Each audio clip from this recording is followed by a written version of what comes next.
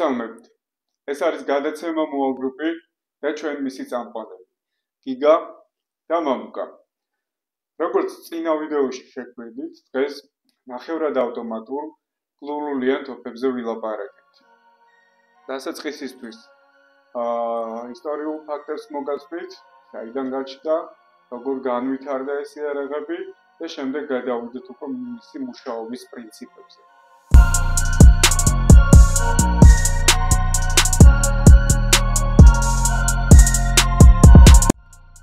პირველი ნახევრად ავტომატური იარაღის წარმოება ჯონ ბრაუნინგის სახელზე არის. 1898 წელს მან წარმოადგინა ეს მექანიზმი, 1900 წელს უკვე დაიპატენტა და შემდეგ დაიწყო ამ იარაღის წარმოება. ეს იყო ბრაუნინგ ავტო 5, იგივე ბრაუნინგ A5. ეს იარაღი იყო ინერციული იარაღი. თუმცა გეტყვით, რომ დღევანდელ ინერციული იარაღებისგან განსხვავებით, სხვანაირად მუშაობდა. მისი გასროლის დროს მისი ლულა მოძრაობდა, რომ შემდეგი ვაზნა მიეწოდებოდა.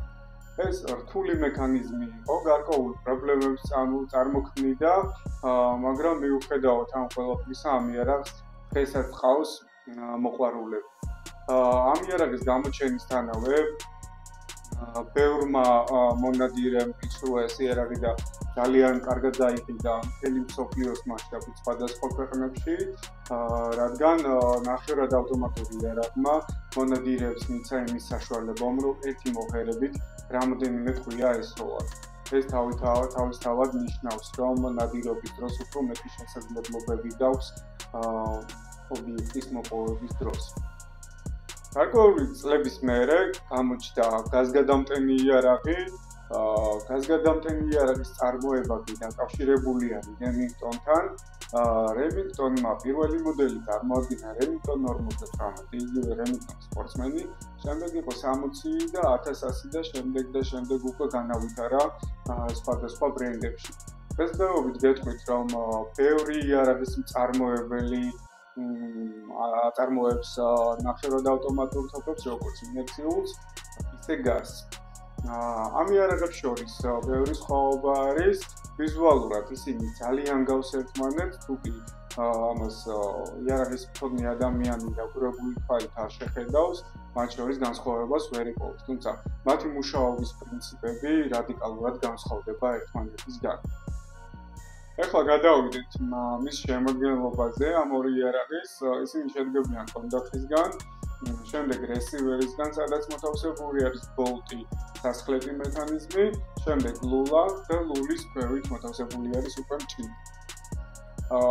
ეხლა უკეთესი წარმოდგენა რომ შეგექმნათ ამ ორი განსხვავებულ იარაღზე, განახებთ ორი იარაღს, ერთს ინერციულს, ერთს გაზგადამტენს და გიგას დახმარებით აგიხსნით, შევეცდებით მაქსიმალურად მარტივიანით აგიხსნათ, თუ როგორ მუშაობენ ეს იარაღები.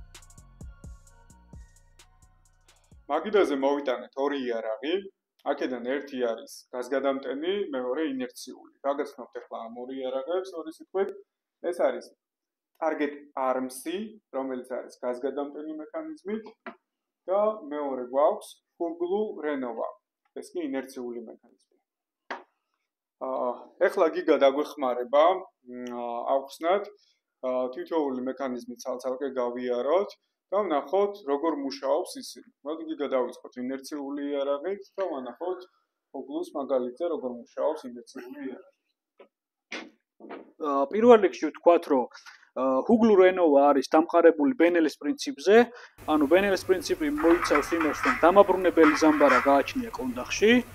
გვაქვს თოფები, მაგალითად სტოგერი და ფრენჩი, რომელსაც აქვს დამაბრუნებელი ზამბარა მჭიდზე და მამუკამ ახსენა წეგან ბრაუნინგ ავტო 5-ის პირველი მოდელი და მისი დაკოპირება, ასე რომ ვთქვათ, საბჭოთა კავშირის დროინდელი MC2112, რომლის მთლიანი ლულაც მოძრავია, თუმცა ამ სისტემას დღეს უკვე ნაკლებად იყენებენ. დავიწყოთ Huglu Renovas დაშლა დეტალებში. პირველი, რასაც ვაკეთებთ, როგორც თითქმის ყველა თოფზე ვხსნით თავარ ბოლტს, რომელიც დამჭერია ამ შემთხვევაში. ტიბჟირი და ლულა წრება ერთად. შეიძლება ეს სხვა თოფებში იყოს ცალ-ცალკე. შემდეგ ვაძრობთ ამ დეტალს, რომელიც კაჩავს სრიალასაკეთს და ვიღებთ მთლიანად მას. აქ არის მოთავსებული ერთი მთავარი დეტალი, ინერციული ზამბარა, რომელიც იღებს პირველ დარტყმას და მას შემდეგ ხდება ამ სრიალასაკეთის მოძრაობა უკანა დამაბრუნებელ ზამბარასთან, მიდის უკან, გამოაქვს ვაზნა, რომელიც არის ამ შემთხვევაში ნასროლი და დამაბრუნებელი ზამბარა იწყებს ამის წინ გაწევას ბოლომდე და სასხლეტ მექანიზმის ქვეშ მოთავსებული ვაზნა შედის ლულაში. შემდეგი დეტალი არის ზუსტად ეს სასხლეტი მექანიზმი, რომელიც უნდა მოხსნათ.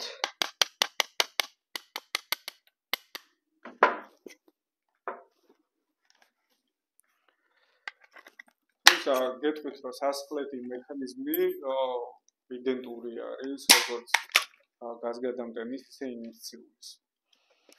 ხო, სასხლეტი მექანიზმები არის, როგორც მამუკამ ახსენა, თითქმის ერთნაირი, თუმცა შეიძლება პატარა დეტალებით ერთი მეორისგან იყოს განსხვავებული. დაგვჭა ესეთ მდგომარეობაში, ინერციულ თოფს ამ შემთხვევაში, როგორც გითხარით, მჭიდზე ჰუგლურენოვას არ აქვს არაფერი, ერთადერთი დეტალი, რომელიც აქ არის დამაბრუნებელი ზამბარა კონდახში და არის ესეთ მდგომარეობაში. კარგით. ინერციულ თოფზე გეტყვით, როგორ იტენება. ანუ ინერციული თოფი კინეტიკური ძალის მეშვეობით იტენება, გასროლილი ვაზნისგან მიღებული უკუცემით, ეს ბოლტი იწყებს უკან გადაადგილებას და შემდეგ მოდის წინ. ეს გაზისგან განსხვავებით. ეხლა გადავართ გაზზე. მოდი გავაწყოთ ისევ ეს ინერციული იარაღი, თუ რამოდენიმე საქმეში ჩაამატე. დავამატოთ ესეთი რაღაცა, ინერციული თოფის თავი აუცილებლად არის მბრუნავი. თუმცა, ვიტყვით გაზდამტენ თოფებშიც ბერეტა იყენებს მსგავსი ტიპის მბრუნავ თავს, უბრალოდ მისი მექანიზმი არის გაზდამტენი და ინერციული შემთხვევაში ეს თავი აუცილებლად მბრუნავია. არის რომელიც მარცხნიდან მარჯვნივ ბრუნავს ან პირიქით. ავაწყოთ ახლა ეს იარაღი ისე უკუთანმიმდევრობით პირველი ჩავსვავთ სასხლეტ მექანიზმს.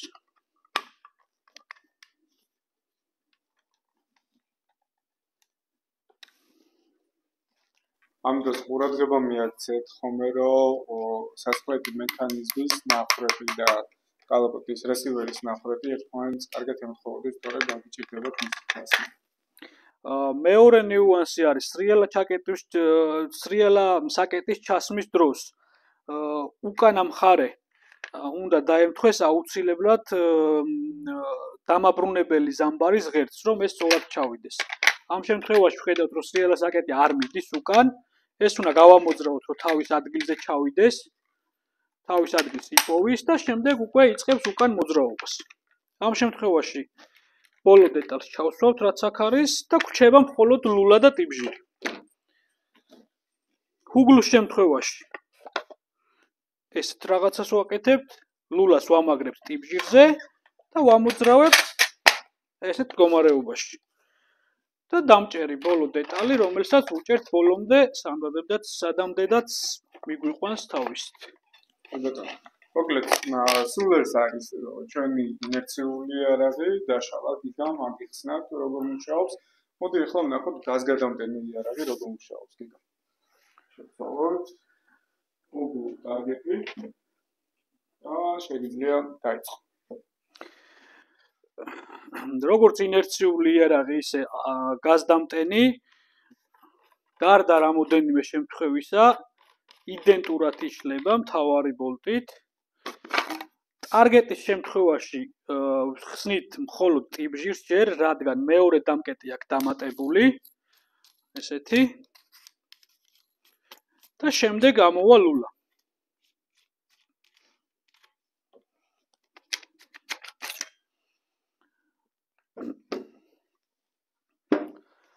ამ შემთხვევაში შევხვდა დეტალი, რომელიც არის გაზდამტენი თოფის მთავარი მამოძრავებელი. მეორე დეტალი ხდება ინერციულისგან განსხვავებით. აგერ ლულამ კაფსულა გააძრო აქედან, პოვშინს ეძახიან კიდევ ამ დეტალს და აგერ მჭიდის გარშემო კიდე ინერციულს არაფერი აქვს. აქ კი ბევრი დეტალი ხდება. კი გამოგვიყევი ახლა ეს პრინციპის გამო ეს ყველა. ერთ-ერთი მამოძრავებელი დეტალი რა თქმა უნდა, დამაბრუნებელი ზამბარა. Target M50 აქვს ჭიდზე. აქვს ღერძი, რომელიც ამოძრავებს კაფსულას. ლულა აუცილებლად გაზდამტენის არის გახვრეტილი, რადგან ვაზნიდან გასროლილი გაზის შემთხვევაში დაიწყოს ვაზნამ გადატენა. მოდი ვაჩვენოთ, როგორ გადმოდის და როგორ ხდება ეს ყველაფერი. მოკლედ ლულის ნახრეტი არის ტარგეტის შემთხვევაში და უმეტესი თოფების შემთხვევაში აი აქ, გიგაგვეტყვის კიდე განსხვავებული სისტემა რომელი არის.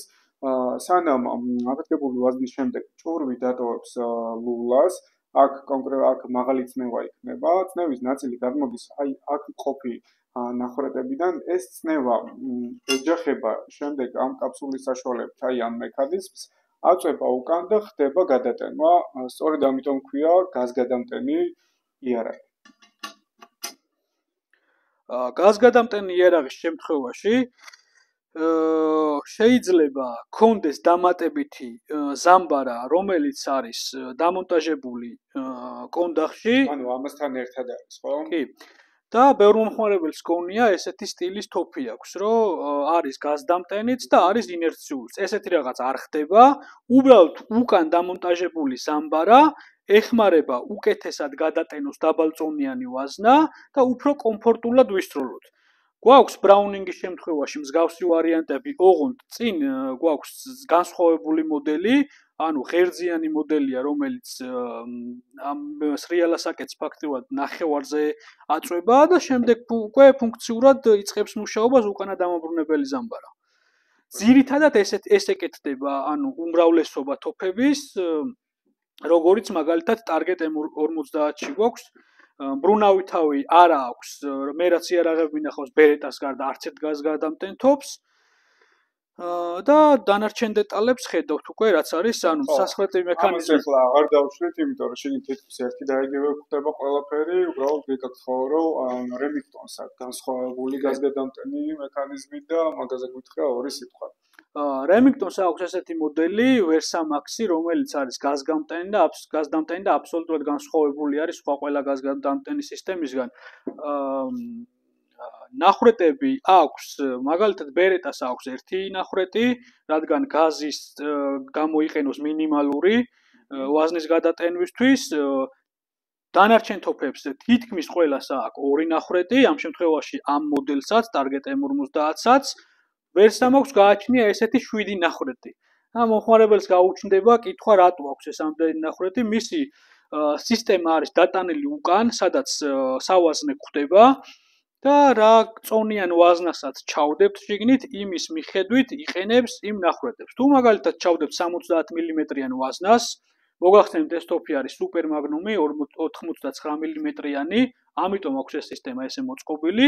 თუ ჩვენ 70 მმ-იან ვაზნას ჩავდებთ, იყენებს ყველა ნახრეტს, თუ 76 ჩავდებთ უკვე ნახევარს და 89 მმ-ის შემთხვევაში უკვე გამოიყენებს ორ ნახრეტს იმისთვის, რომ გაზის სწორად მოხმარება შეძლოს და გადატენვა თოფმა ამას ვაჩვენებთ, რა თქმა უნდა. ანუ რატო ხდება ეს მოკლე ვაზნაში 70 მმ-იანი ვაზნის შემთხვევაში, ეს კონსტრუქცია იყენებს გაზის ტიბ ნაწილს, 76-იანი შემთხვევაში უკვე გაზის გადახრეტის რაღაც ნაწილი იფარება, იმიტომ რომ ამაში მაღალი მუხტის დენდი არის და ის ნაკლები ნახრეტი საკმარისი არის იარაღის გადატანის შემთხვევაში და სუპერ მაგნუმის შემთხვევაში კიდევ უფრო ნაკლები ნახრეტი რჩება, იმიტომ რომ აქ უფრო მაღალი წნევა იქნებოდა ის ერთი თუ ორი ნახრეტი რაც რჩება, ის უკვე საკმარისი არის იარაღის გადასატანად. ავაწყოთ ჩვენი Target M50 უყუთანმდევრობით ვიწყებთ. ჩავსვათ ლულას. Target-ის შემთხვევაში ერთი დამჭერი. როგორც გითხარით, სხვა თოფებს შეიძლება კონდეს მხოლოდ ტიბჟირი და ბოლო ბოლტი იჭერდეს ამ ყველაფერს. ერთ სიტყვას დავამატებ გიგა ამაზე, მოკლედ ეს გადამჭერი ჩემი შეხედულებით არის უკეთესი, ვიდრე მხოლოდ ერთი გადამჭერი, რომელიც პირდაპირ ტიბჟირით ამაგრებს ლულას რესივერთან და რატო, ანუ ეს დაწოლა, რაც უკუცემის დროს ხდება ხოლმე, პირდაპირ ამას უჭირავს დამოუკიდებლად და ანუ ტიბჟირი არაფერი შუაში არ არის რა. ამას უჭირავს და ტიპჟირი უბრალოდ წამოწმულია და ტიპჟირზე შემდეგ მხოლოდ ტიპჟირს ამაგრებს აი ეს ბოლტი რაც წინ აქვს. მე მქონდა მსგავსი ტიპის თოფთან შეხება და სამწუხაროდ დროთა განმავლობაში მოხდა ტიპჟირის გაბზარვა. რადგან თლიანი დარტყმა მოდიოდა ხის ტიპჟირზე. პლასტიკი ამ შემთხვევაში უფრო მეტად გამძლიერდა, გაძლებს, მაგრამ ამ შემთხვევაში ეგეთი შემთხვევა მქონდა მე. მეორე მოსაზრება არის რა? ეს დამჭერი ფაქტიურად ამ მდგომარეობაში ლულას ამაგრებს და შესაბამისად რხევა ნაკლებია. რეზონანსულ რხევაზე მაქვს საუბარი, მცირედით, თუმცა ტყვის სასროლად, ანუ ეგრეთ წოდებული ჟაკნის სასროლად უფრო მეტ სიზუსტეს ინარჩუნებს ესეთი დამჭერი თოფი. ფაქტიურად მეორე დამჭერი ხდება უკვე ტიპჟირი და ეს დამჭერი. ანუ ფაქტიურად თოფს გააჩნია ორი დაკეტვა. ესეც ჩვენი გაზგადამტენი იარაღი ამ ორ განსხვავებულ ნახევრად ავტომატურ სისტემას აქვს თავისი პლუსები და აქვს თავისი მინუსები. მოდი ახლა ამაზე ვილაპარაკოთ. მოკლედ, იმედი გვაქვს წარმოდგენა შეგექმნით ამ ორ განსხვავებულ მექანიზმზე თუ როგორ მუშაობენ ისინი და ახლა გადავიდეთ მის პლუსებზე და მინუსებზე. როდესაც ამ იარაღის არჩევაზე მიდგება საქმე, ყიდველები ხშირად პრიორიტეტს ანიჭებენ ინერციას წმენდის შემთხვევაში. და მეც გეთანხმებით ინერციულ იარაღს ნაკლები წმენდა ჭირდება. რადგან ინერციული იარაღი, როგორც გითხარით, არის კინეტიკურ ენერგიაზე დამყარებული და ვაზნის გასროლის შემდეგ საფანტი და აფეთქებული დენთი მთლიანი ლულის დასაწყის და ლულის ბოლომდე ისე გამოდის, რომ სხვაგან არ გადადის. ხოლო აი გაზგადამტენის შემთხვევაში, იმიტომ რომ აქ აქვს გადახრეტა, გაზი უნდა გამოვიდეს კაფსულაში, კაფსულა უნდა მოხვდეს ამ მექანიზმს, რაც გადაყენოს, აქ ხდება აფეთქებული დენთის ნადები და ეს ნადები ხშირად ტოვებს აქ ხშირად აბინძურებს ამ დეტალს. ეს განსაკუთრებით კიდევ მაშინ ხდება, როდესაც ბიუჯეტურ ვაზნებს ხმარობთ. თუმცა მინდა გითხრათ, რომ ორივე იარაღს სჭირდება მოვლა, ორივე იარაღს სჭირდება წმენდა, რათა უფრო ხანგრძლივად და კარგად განსახოროთ იარაღი. როდესაც მომხმარებელი იწყებს ფიქრს, რომელი სისტემის იარაღი შეიძინოს, გარდა წმენდისა, რაც წეგან მამუკამ ველაპარაკა, არის ვაზნების გადატენა. პირველ რიგში ვაწყდებით 24 გრამიან ვაზნებს, რომლებიც იხმარება ძირითადად წყერზე ნადირობის დროს, არ არის 24 გრამიანი ვაზნა სანადირო ვაზნა, არის სასტენდო სროლისთვის გამოსაყენებელი, თუმცა მისი CIF-ის გამო ძალიან ბევრი მომხმარებელი ყავს დაბალწონიან ვაზნას.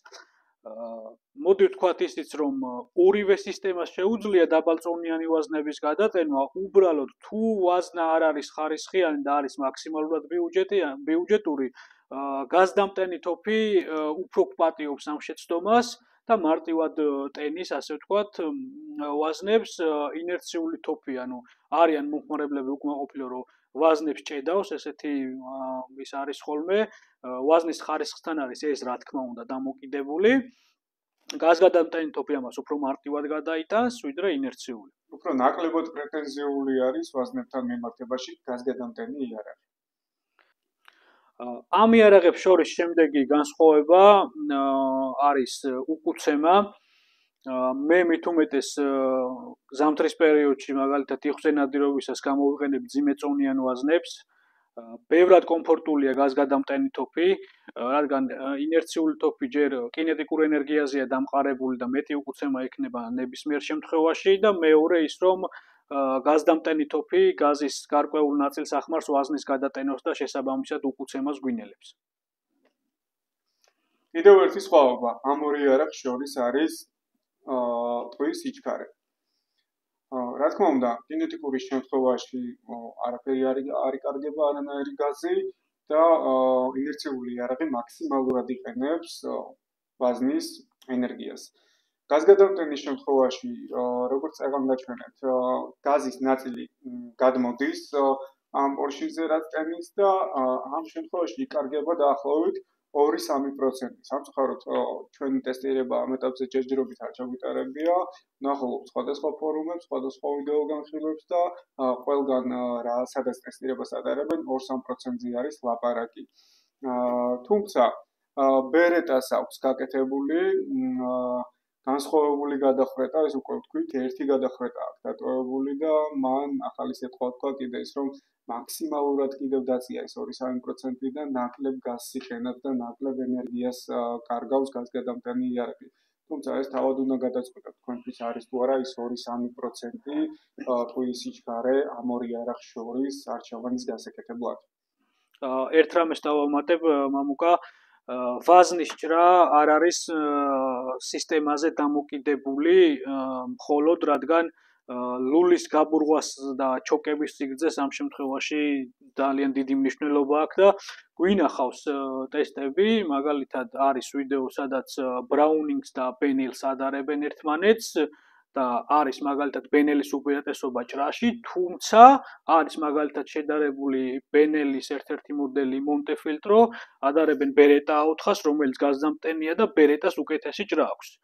ანუ სისტემიდან თეორიულად არსებობს ეს ვერსია, რომ გაზგადამტენი დაკარგავს რა თქმა უნდა ენერგიას, უბრალოდ ეს თოფები უნდა იყოს აბსოლუტურად ერთნაირი ლულის გაბურღვით, ერთნაირი ჩოკებით, ერთნაირი სიგრძით და ამ შემთხვევაში მიუხვდებით ამას. თუმცა თუ ორი განსხვავებული თოფი არის დამტკიცებული, ასე ვთქვათ, ეს ტესტიც, რომ შეიძლება გაზდამტენმა თოფმა უკეთესად გაჭრას იმ რაღაცეების ხარჯზე გარდა სისტემისა. კი ბატონო, ამაზე უფრო დაბრუნებაზე, ლულის წყობაზე, ჩოკის გადასვლაზე, ჩოკის სტილზე სხვა დროს ჩავწერთ და უფრო დეტალურად ავხსნით ამ ყველაფერს. შემდეგი არის ბალანსი.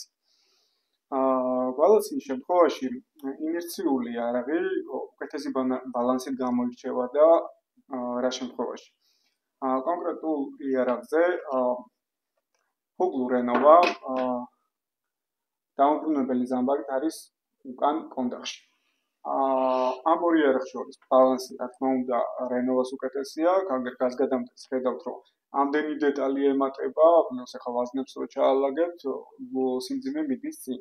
მაგრამ არის ინერციული იარაღები, რომელსაც დამოუკიდებელი ზამბარა აქვს წინა ტიპჟირზე, ეს იყო ფრენჩი როგორც მახსოვს გიგა და სტოგერი. ნუ ზოგადად იტალიელები დღესაც ხშირად იყენებენ წინა დამაბრუნებელ ზამბარს, უბრალოდ ჩვენთან რაც თოფები არის ძირითადად უფრო სტოგერებს ყავს მეტი მომხმარებელი და სტოგერია ერთ-ერთი ის თოფი, რომელსაც დამაბრუნებელი ზამბარა წინა აქვს. თუმცა უნდა ვთქვათ მაინც იმ წინა დამაბრუნებელი ზამბარის პლუსი, თუ ჩვენ მოვყვებით მაგალითად კაცრბუნებრივ პირობებში და წყალში თოფი დასველდება, მეტად მარტივი გასაწმენდია რა თქმა უნდა ის დეტალები, რომელიც მჭიდზეა დამონტაჟებული და არა კონდახში, იმიტომ რომ კონდახში დამონტაჟებული დამაბრუნებელი ზამბარა უფრო რთულად იშლება და უფრო მეტი დეტალისგან შედგება, ვიდრე წინა დამაბრუნებელი ზამბარა. ხოლო ბალანს დავუბრუნდები, თუ ორივე ნახევრად გადამტენი იარაღი არის წინა ზამბარით, გაზი და ინერცია, აქ უკვე ბალანსი გაზის მხარეს გადმოდის და რატო? აი ეს რესივერები, რაც ამ იარაღს აქვს, ინერციული იარაღის შემთხვევაში ყოველთვის უფრო გრძელი არის, რაც ბალანსზე თავისთავად მოქმედებს. ანუ ორი ერთსიგრძიანი ლულის მქონე თოფი რო ავიღოთ, ინერციული და გაზგადამტენი დაახლოებით 5 სანტიმეტრით, ну 3-5 სანტიმეტრით ინერციული თოფი საბოლოო სიგრძეში უფრო გრძელი გამოდის. კი ბატონო, ტიპჟირის სიგანეზე ვთქვათ, გიგა, ერთი სიტყვა. ტიპჟირის სიგანეს რაც შეეხება, ну გაზგადამტენს რა თქმა უნდა უფრო სქელი ექნება, რადგან დეტალები ზის აქვს, ფიზიკურად ესეთი მდგომარეობა აქვს. მსგავსი ტიპის თოფებში უფრო თხელი იქნება, ფაქტობრივად მჭიდის მეტი არაფერი აქვს და ტიპჟირი გვაქვს მხოლოდ, თუმცა წინა დამაბრუნებელ ზამბარას მსგავსი აქვს როგორც გაზგადამტენს, რადგან ის მექანიზმი, ან დამაბრუნებელი ზამბარა უდგას მჭიდზე. ბოლო განმასხვავებელი დეტალი ამ ორი იარაღის შორის არის ფასი. თუ ავიღებთ ერთი და იგივე მწარმოებლის მიერ დამზადებულ გაზგადამტენ იარაღს და ინერციული იარაღს, ყოველთვის ინერციული იარაღი უფრო ძვირი ეღირება და რატომ? გავრცელებული ფრაზა მონადირეებში, რომ ინერციული იარაღი უფრო მარტივი იარაღია, აი ეს წარმოებლების თვალით უფრო სხვანაირია, რადგან ინერციული იარაღის დამზადების დროს ბევრად მეტი სიზუსტე ჭირდება საწარმოს, რათა გამართულად იმუშაოს ამ იარაღმა გაზმა შეიძლება რაღაცები აპატიოს. მოკლედ, სულ ეს იყო ჩვენი შეხედულებები ამ ორ განსხვავებულ სისტემაზე და იმედი გვაქვს წარმოდგენა შეიქმნით და უკვე თავად განსაზღვროთ თქვენთვის რა არის პლუსი, რა არის მინუსი და რომელი იარაღი არის აქედან გამომდინარე თქვენთვის სასურველი. საბოლოო ჯამში გავაკეთებთ ესეთ დასკვნას, რომ ორივე სისტემა არის გამართული, ორივე სისტემა მუშაობს. მე პირადად მქონია ბევრი ინერციული ნახევარადავტომატური თოფი, მაქვს ამჟამად გაზდამტენი თოფი. ჩემთვის პირადად ეხლა ამ პერიოდში ხმარობ უკვე 40 გრამიან ვაზნებს და პლუს და უკუცემის მხრივ არის უფრო კომფორტული, ანუ გაზგადამტენს ამ შემთხვევაში უპირატესობას ვანიჭებ და პლუს დაბალწონიან ვაზნებზე, რომელიც შედარებით იაფიანი ვაზნაა და არის შედარებით დაბალხარისხიანი, არ აქვს პრეტენზია. ზოგიერთ მონადირეს აქვს ხოლმე კითხვა კუსტარულად დამზადებულ ვაზნებთან დაკავშირებით, ანუ ნახევარადავტომატური თოფი გონია რომ ამას არ გაისვრის, თუ სწორად დავტენით ვაზნებს, აუცილებლად ორივე სისტემას ჭირდება კონკრეტული ვაზნის მორგება, ამ შემთხვევაში არ გვექნება პრობლემა, რადგან მქონია ინერციული თოფი, რომელიც სახლში დატენილ ვაზნებს ძალიან მარტივად და არაპროფესიონალურ დონეზე ჩვეულებრივად ამუშავებდა, ასევე გაზდამტენი თოფიც იგივეს აკეთებს, უბრალოდ კონკრეტულ თოფებს აუცილებლად ჭირდება ვაზნების შერჩევა. სისტემა გამართულია, ორივე უბრალოდ ჩემთვის უპირატესობა აქვს გაზდამტენ თოფს. ეს იყო ჩვენი შეხედულებები, ჩვენი აზრები ამ იარაღზე. თუ მოგწონთ ჩვენი არხი მოიწონეთ და გამოიწერეთ. თავისუფლად მოგწერეთ კომენტარებში, რა გსურთ შემდეგ ვიდეოში, გვაქვს ჩვენი გრაფიკი, რომელსაც მიყვებით, თუმცა აუცილებლად გავითვალისწინებთ თქვენ მოთხოვნებს. შევხვდებით შემდეგ ვიდეოში.